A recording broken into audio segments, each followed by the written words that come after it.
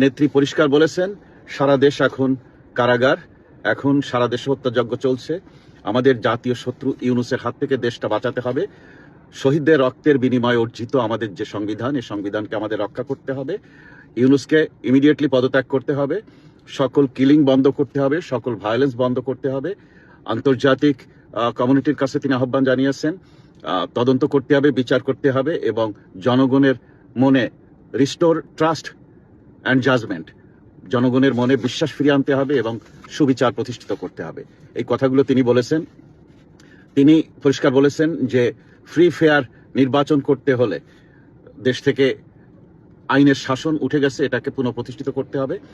ইউনূসকে সরে যেতে হবে, ভায়োলেন্স বন্ধ করতে হবে, পরিস্থিতি শান্ত করতে হবে, ইনশিওর করতে হবে সংখ্যালঘুদের উপর কোনো নির্যাতন হবে না, ইনশিওর করতে হবে জনগণের প্রতি কোনো নির্যাতন হবে না, সবাই যেন সেফ অবস্থায় থাকতে পারে এবং সবাই সেফ অবস্থায় থেকে যেন ভোট দিতে পারে, সেরকম পরিবেশ তৈরি করতে হবে। তাহলেই আওয়ামী লীগ নির্বাচনে আসবে। তিনি আহ্বান জানিয়েছেন সকল রাজনৈতিক দলের প্রতি, আসুন রাজনৈতিক ঐক্য ও সমঝোতা গড়ে তোলে। তিনি সংবাদকর্মী এবং সকল পেশার মানুষের প্রতি আহ্বান জানিয়েছেন, আসুন আমরা ঐক্যবদ্ধভাবে এই মবের হাত থেকে রক্ষা পাই, এই অযোগ্য ইউনূসের হাত থেকে আমরা রক্ষা পাই এবং বাংলাদেশকে আমরা সেফ বাংলাদেশ হিসেবে গড়ে তুলি। তিনি পরিষ্কার বলেছেন জাতিসংঘ থেকে এবং আন্তর্জাতিক সংস্থার মাধ্যমে নিরপেক্ষ তদন্ত করতে হবে।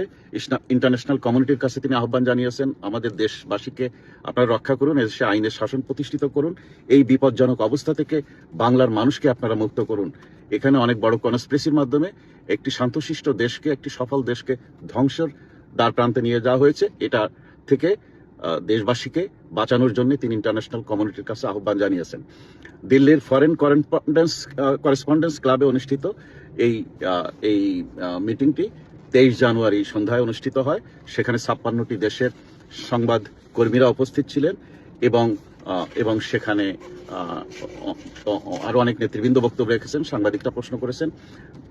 অডিও সমস্যার জন্য আমরা সবার কথা বুঝতে পারিনি।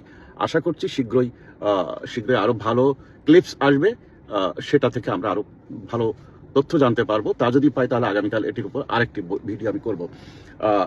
তিনি নির্বাচিত সরকারকে ষড়যন্ত্র করে ফেলে দিয়েছে ইউনূস এবং তার রেজিম, এই কথাগুলো তিনি বলেছেন। তিনি বলেছেন ভায়োলেন্স, টর্চার, রেপ, কিলিং, লুট এইগুলো চলছে বাংলাদেশে, এ থেকে বাংলার মানুষ মুক্তি চায়। তিনি বলেছেন বাংলাদেশের ল এবং অর্ডার কোলাপসড হয়ে গেছে, বাংলাদেশে কোনো আইনের শাসন নেই, কোনো বিচার নেই, এভাবে একটি দেশ চলতে পারে না। এ থেকে আমাদের নেত্রী লাইভে কি বললেন? দেশে বিদেশি ইনভেস্টমেন্ট বন্ধ হয়ে গেছে।